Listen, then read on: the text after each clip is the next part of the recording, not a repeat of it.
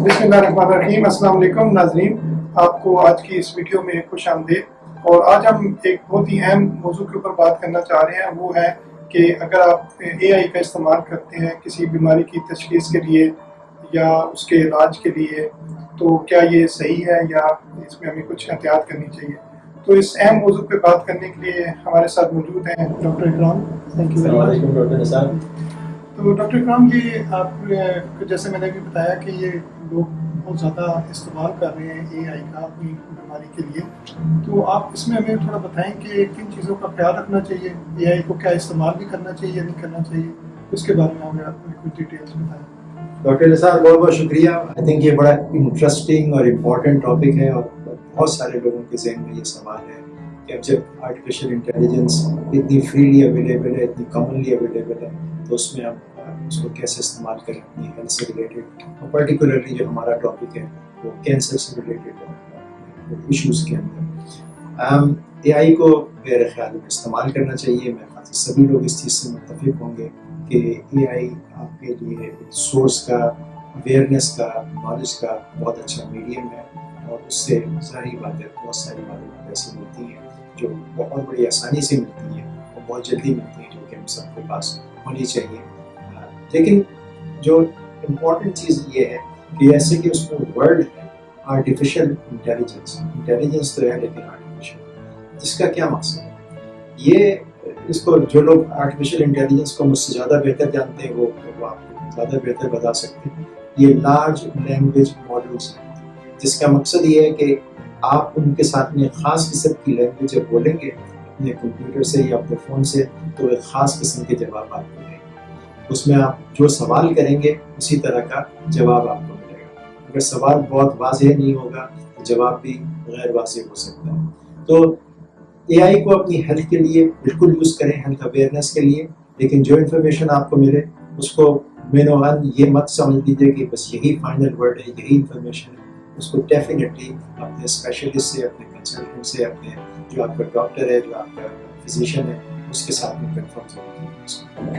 अच्छा डॉक्टर खान, मैंने रिसेंटली आपका एक पेपर देखा जो कि आपने इसी चीज़ के ऊपर किया है कि क्या AI जो है वो कितना एक्यूरेट है कैंसर की तशख़ीस के बारे में और उसके इलाज के बारे में, और माशाल्लाह आपने उस पेपर को पब्लिश भी किया है। तो आप ज़रा हमें उस रिसर्च के बारे में थोड़ा बताएं कि आपने वो रिसर्च कैसे की और उसके रिजल्ट्स के फिर हम बाद में बात करते हैं। जी बिल्कुल, थैंक यू डॉक्टर निसार।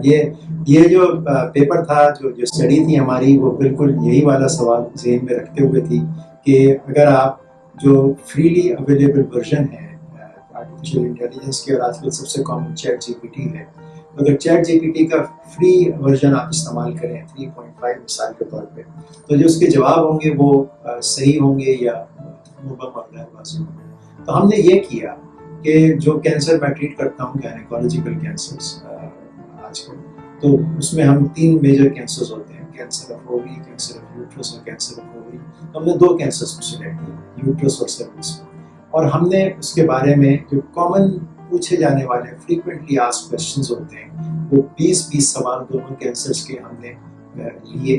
उनको उस तरह से पूछा जिस तरह से कोई पेशेंट या कोई लेमन हमसे पूछेगा, और उन सवालों को हमने ChatGPT वर्जन 3.5 से पूछा।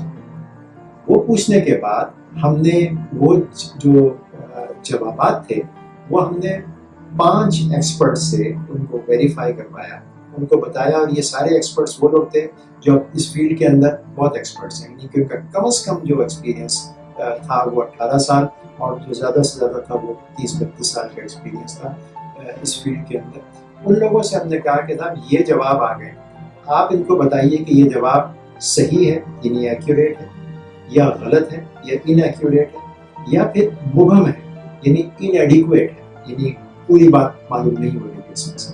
तो उसको फिर हमने स्कोर किया उन तीनों चीज़ों को, राइट, रॉन्ग एंड मेबी को, और उसको फिर 5 जो एक्सपर्ट्स थे उनकी एवरेज ली, और उस एवरेज को फिर निकाल के देखा कि कितना एक्यूरेट था ये जवाब। अच्छा, इसके रिजल्ट्स पे जाने से पहले डॉक्टर कलाम मुझे ये बताइएगा थोड़ा सा मज़ीद डिटेल, जो एक्सपर्ट थे आपने बताया कि वो माशाल्लाह काफ़ी एक्सपीरियंस थे, क्या आपने उनको इस स्टडी के बारे में बताया कि आप ये रिजल्ट्स आए हैं और आपने इसको ग्रेड करना है, उसकी गाइडलाइन उनको पूरी दी गई? جی بالکل, اور یہ اسٹڈی ہم نے جو کی وہ ان اسٹڈیز کی سے لائن میں لائن تھی, جیسی پبلش ہوئی گئی آلریڈی اسٹڈیز. کسی اور نے اس کو پروسٹیٹ کینسر کے بارے میں, کسی نے لیور کینسر کے بارے میں اس قسم کی اسٹڈی پہلے کی تھی, لٹریچر میں پبلش تھی.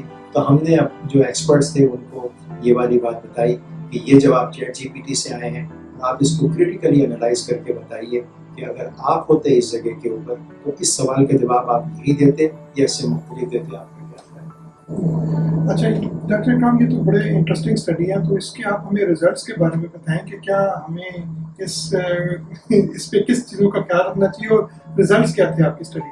جی, تو اس میں ریزلٹس یہ تھے کہ 20 سوالات cancer of ovary, cancer of cervix کے بارے میں تھے, 20 سوال کینسر آف یوٹرس کے بارے میں تھے. تو 40 سوال تھے کل ملا کے, اور to our surprise to some extent, میں بھی بالکل یہ کہوں گا کہ ہمارا ہم ایکسپیکٹ نہیں کر رہے تھے, لیکن کچھ ہمارا سرپرائز یہ تھا کہ 20 سوال جواب جو تھے 40 میں سے, یعنی 50% of the times ChatGPT accurate تھا, اس نے صحیح جواب دیا.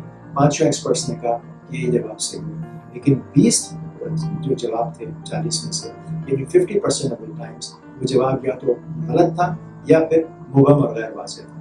تو یہ ہمارے لیے سرپرائز تھا.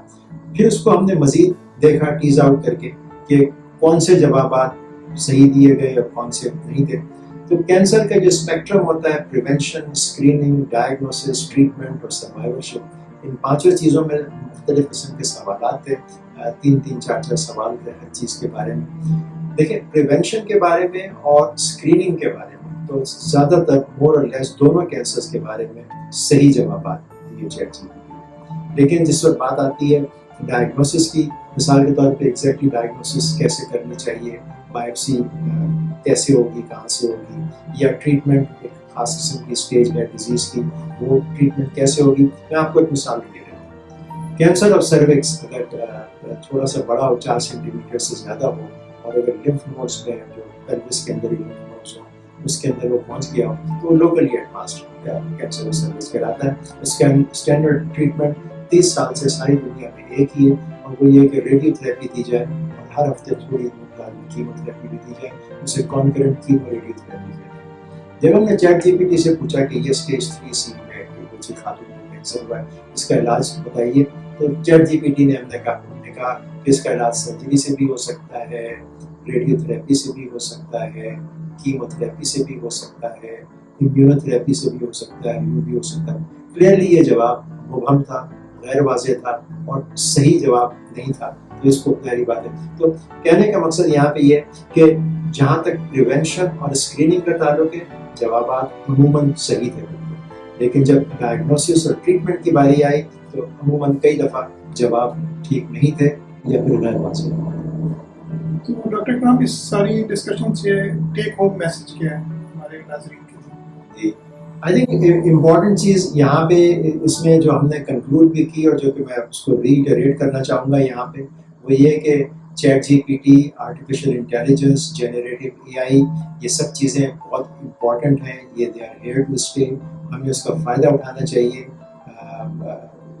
پبلک کو بھی, ڈاکٹرس کو بھی, اسٹوڈنٹس کو بھی, سب لوگوں کو اس سے فائدہ اٹھانا چاہیے. اس سے نالج ملتی ہے, لیکن اس نالج کو حتمی نہیں سمجھنا چاہیے. اس نالج کو ایکوائر کرنے کے بعد اس کو ویریفائی کرنا چاہیے. یہ پرابلی کسی بھی فیلڈ آف اسفیئر میں, یہ جو کسی بھی اسفیئر آف لائف میں یہ چیز ایک ہی جیسی ہے. جب آپ کو ایک انفارمیشن ملے تو پھر جو اس فیلڈ کے ایکسپرٹس ہیں, فار ایگزامپل اس کیس کے اندر کینسر کے ایکسپرٹس ہیں, گائنیکالوجیکل کینسر کے ایکسپرٹس ہیں, پھر ان سے اس کو ویریفائی ضرور کر لینا چاہیے کہ یہ انفارمیشن ایکوریٹ ہو. صحت کے ساتھ میں ایسے اس کو لائٹلی نہ لیں. صرف چیٹ جی پی ٹی آپ کو سارے سوالوں کے جواب نہیں دے سکتے, جنریٹو اے آئی نہیں دے سکتے. دیکھیے ونس اگین, یہ مشینیں ہیں, یہ ماڈلز ہیں جو کہ بیس کرتے ہیں اس انفارمیشن میں جو کہ اندر اسٹور ہوئی ہوئی ہے. اب اگر یہ انفارمیشن پوری طریقے سے اسٹور نہیں ہوئی ہے, یا وہ انفارمیشن ریٹریو نہیں کر سکتی آپ کی مشین, یا پھر آپ کا سوال ہو سکتا ہے کہ تھوڑا سا مبہم ہو, غیر واضح ہو, اور آپ نے ایگزیکٹلی وہ سوال نہ کیا ہو, تو پھر آپ کو جواب بھی اسی طرح کرے گا. سو یہاں پہ ضروری ہے کہ اس کو آپ ویریفائی کریں. Thank you very much doctor. بہت شکریہ.